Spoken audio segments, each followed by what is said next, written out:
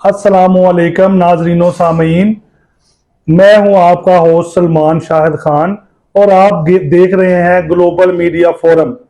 आज हमारे मेहमान हैं हसन सत्तार शरीफ साहब, जो गुज़िश्ता 13 साल से शोबा लॉ की दरसो तदरीस से मुंसलिक हैं और गुज़िश्ता 10 साल से यूनिवर्सिटी ऑफ गुजरात के लॉ डिपार्टमेंट में अपनी खिदमात सर अंजाम दे रहे हैं और अब वो लॉ के शोबा में ही अपनी पीएचडी की तालीम मुकम्मल कर रहे हैं।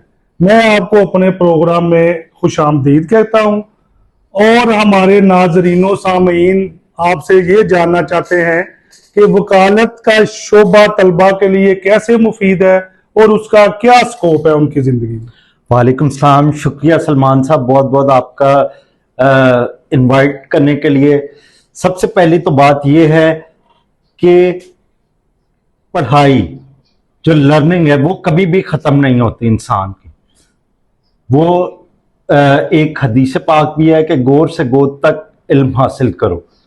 तो शोबा कानून क्यों ज़रूरी है स्टूडेंट्स के लिए, कानून की तालीम? क्योंकि इसमें आ जाता है कि वो उन्हें अवेयरनेस हो अपने राइट्स की और ड्यूटीज़ की, क्योंकि ये भी लॉ का मुसलमा असूल है।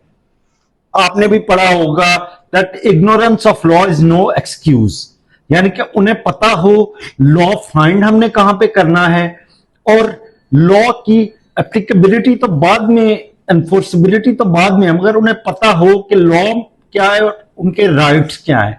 पाकिस्तान जैसे तरक्की पजीर मुमालिक में ज्यादातर इश्यूज इसी वजह से पैदा होते हैं कि लोगों को पता नहीं होता कि उनके हकूक क्या है। ये भी आपने एक इक्विटी का मैक्सिम है, one who स्लीप्स over his equity loses his right. तो इधर बात आ जाती है सारा कि अवाम को एजुकेट करना, नई आने वाली जनरेशन को एजुकेट करना और उन्हें इक्विप करना इतने नॉलेज से कि वो अपने राइट्स को जान सके। सिर्फ राइट्स को जान सकें या लाइबिलिटीज भी, उनकी जो जिम्मेदारी है उनको भी बेहतर तरीके से जान। बिल्कुल, राइट्स जहां पर आते हैं कानून में, जहां पर राइट्स हैं वहां पे ड्यूटीज भी हैं। जब राइट्स का पता होगा तो ड्यूटीज भी ऑटोमेटिकली साथ लगती हैं, लागू हैं। राइट्स के साथ ड्यूटीज का बहुत गहरा ताल्लुक है।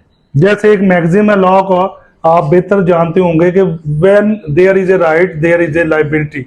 हाँ जी, ये इसके लिए यानी कानून में दोनों चीजें पैरेलल टू ईच अदर। हाँ जी, जहाँ जिसके कोई हकूक है वहां फराइज भी है। बिल्कुल अच्छा, बिल्कुल। मैं हमारे नाजरीन ये भी जानना चाहेंगे कि आपने ये बताना है उन्हें कि लॉ की तालीम तो बड़े सालों से जो है हमारे जब से आजाद हुआ मुल्क चल रही थी, लेकिन गुज़िश्ता कई सालों से 2 टेस्ट नए इंट्रोड्यूस कराए गए हैं, कह लें कि यूनिवर्सिटीज की तरफ से या हमारी गवर्नमेंट की तरफ से।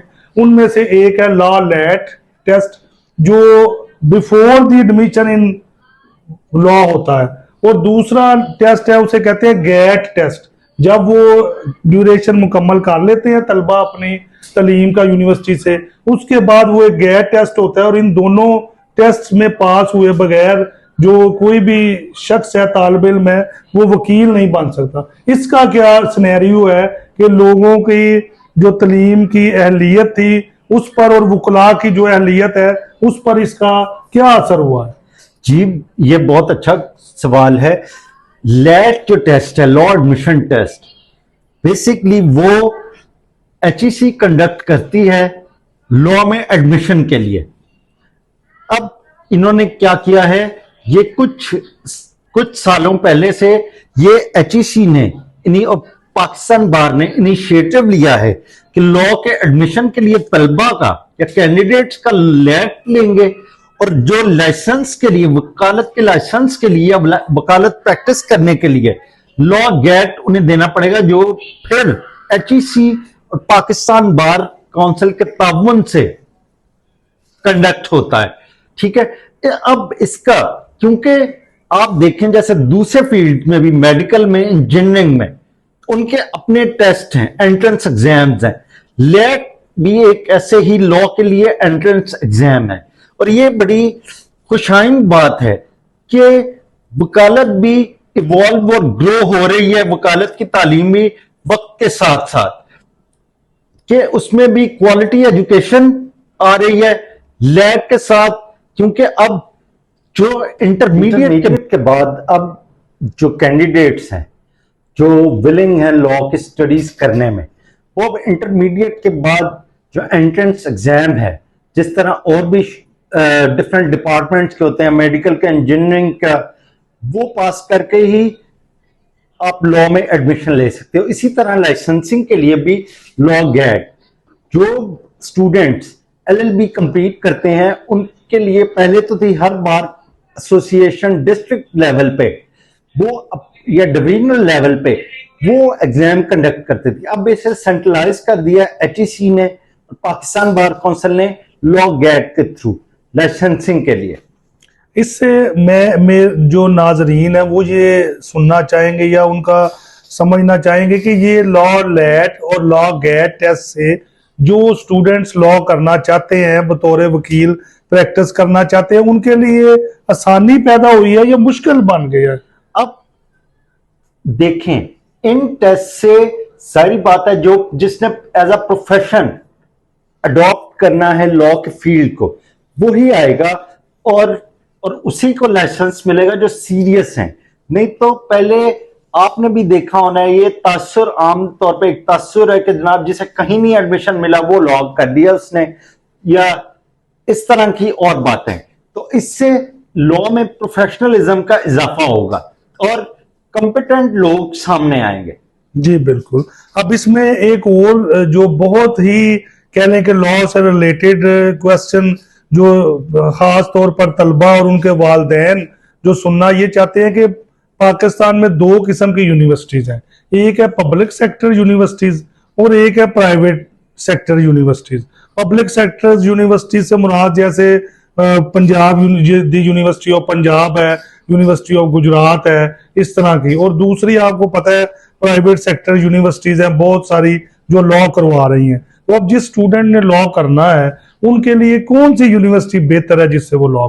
देखें, मुख्तलिफ तालीमी इदारे, ना सिर्फ यूनिवर्सिटीज बल्कि प्राइवेट कॉलेजेस भी, वो भी किसी ना किसी यूनिवर्सिटी से अफिलिएट होकर वो लॉ करवा रहे हैं। अब सवाल ये पैदा होता है कि क्या पब्लिक सेक्टर यूनिवर्सिटीज बेहतर हैं या प्राइवेट सेक्टर इंस्टीट्यूशंस बेहतर हैं? तो इसमें ये देखने में आया है कि इसमें पब्लिक सेक्टर यूनिवर्सिटीज जो है वो बेहतर हैं, एक तो फाइनेंशियल एस्पेक्ट के भी लिहाज से, और दूसरा कि जो क्राइटेरिया होता है अपॉइंटमेंट का, जो मिनिमम क्राइटेरिया टीचर्स के लिए पब्लिक सेक्टर यूनिवर्सिटीज में होता है वो है minimum LLM which is equivalent to MPhil. जबकि देखने में ये चीज आई है कि प्राइवेट इंस्टीट्यूट्स जिनमें प्राइवेट यूनिवर्सिटीज भी आ गई, प्राइवेट कॉलेजेस भी आ जाते हैं, लॉ कॉलेजेस, वो यानी कि अनक्वालिफाइड टीचर्स को हायर करके वो उनसे खिदमात हासिल कर रहे हैं और इस तरह बढ़ा रहे हैं। स्टूडेंट्स के लिए ये जानना बड़ा जरूरी बात है कि HEC ने मिनिमम क्राइटेरिया रखा होता है कि जनाब जो पब्लिक सेक्टर यूनिवर्सिटीज में कौन पढ़ा सकता है या कौन टीच कर सकता है, और मगर प्राइवेट सेक्टर में उस तरह की ओवरसाइट नहीं होती, ना HEC करती है उस तरह की ओवरसाइट, ना इदारा इसमें इतना वो लेता है। इधर ये भी एक पैदा होता है कि HEC जो कि यानी कि एक्रेडिशन के और यूनिवर्सिटीज जिनसे एफिलिएट होते हैं कॉलेजेस, वो इतने चार्जेस लेती हैं यूनिवर्सिटी से, जबकि प्रॉपर उनका ओवरसाइट या सुपरवाइजरी मैकेनिज्म कोई नहीं है प्राइवेट यूनिवर्सिटीज या प्राइवेट कॉलेजेस पे। तो इस सिलसिले में मैं समझता हूं कि स्टूडेंट को हमेशा या स्टूडेंट के वालिदैन को हमेशा वेटेज देनी चाहिए पब्लिक सेक्टर यूनिवर्सिटीज को। जी, और एक उसके बाद एक और बड़ा जो कह लें तलबा को दाखिला लेने से पहले डिसीजन लेना पड़ता है वो ये है कि एक है एक्सटर्नल लॉ, वो हमारे पाकिस्तान में तलीमी इदारे कहीं करवा रहे हैं, और एक है इंटरनल लॉ। यानी कि इन दोनों में एक तो फर्क आप जरा बता दें, और दूसरा कौन सा बेहतर है तलबा के लिए कि वो कौन सा लॉ पढ़े? जी, ये जो पाकिस्तानी एलएलबी की डिग्री है, जो अब 4 साल की है, जो कई यूनिवर्सिटीज करवा रही हैं, वो यानी कि वो आपको पाकिस्तानी लॉ पढ़ाएंगे।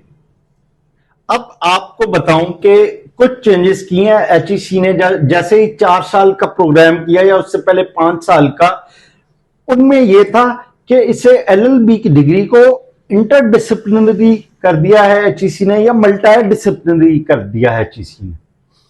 ये जो डाइकोटमी है, एक के एलएलबी एक्सटर्नल प्रोग्राम जो यूनिवर्सिटी, जो बरतानिया की यूनिवर्सिटीज करवाती हैं, या एक हमारा जो एलएलबी अपनी यूनिवर्सिटीज करवाती हैं, जो पाकिस्तान बार से रिकॉग्नाइज्ड है।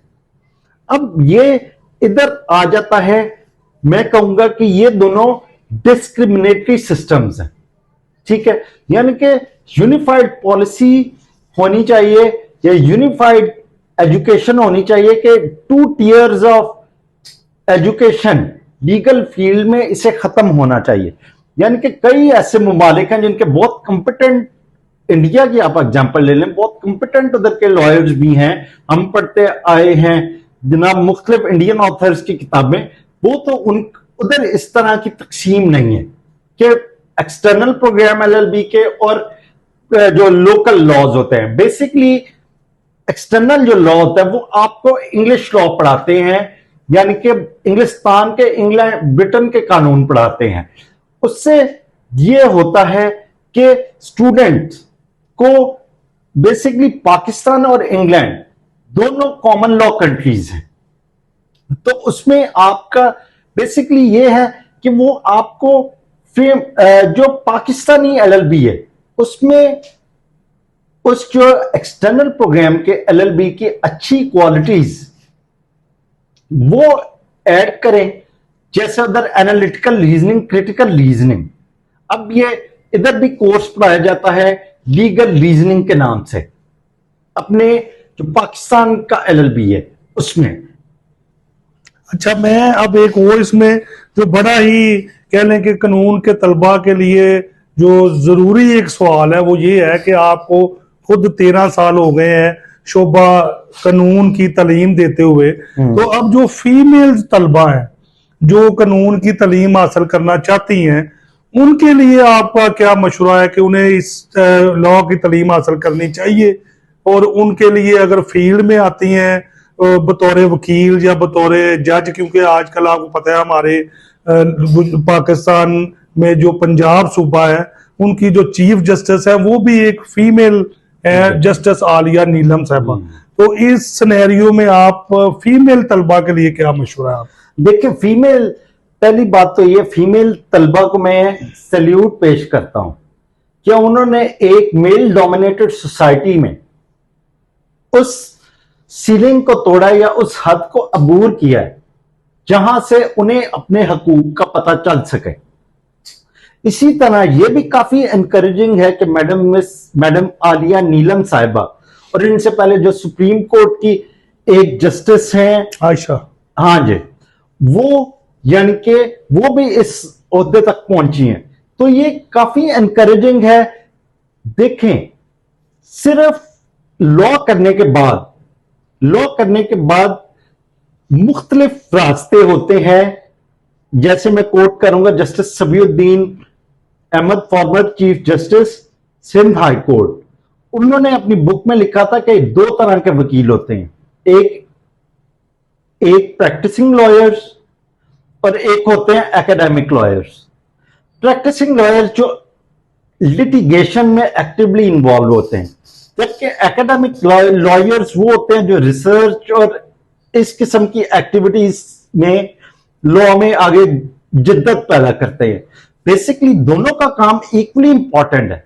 अब फीमेल्स के लिए क्या है, फीमेल्स के लिए जाहिर बात है वो सिविल सर्विस में जा सकती हैं, फिर उनके लिए ये बहुत अच्छी फील्ड है कि एकेडमिक लॉयर। आजकल जैसे डिजिटलाइजेशन हो गई है केसेस की और बैकलॉग ऑफ केसेस, इससे भी पता चल गया कि मोबाइल हर चीज अवेलेबल है, ऑनलाइन हर चीज अवेलेबल है, ब्लॉग्स वो कर सकती हैं। इस तरह से उन्हें अपनी without interfering with their dignity वो इस प्रोफेशन को बहुत अच्छे तरीके से आगे लेके जा सकती है। जी, एक जो और आपसे जो हमारे सामईन जो सुनना चाहते हैं वो ये बात है कि अब जब एक तालिब इल्म एक मैट्रिक के बाद या इंटर के बाद फील्ड चॉइस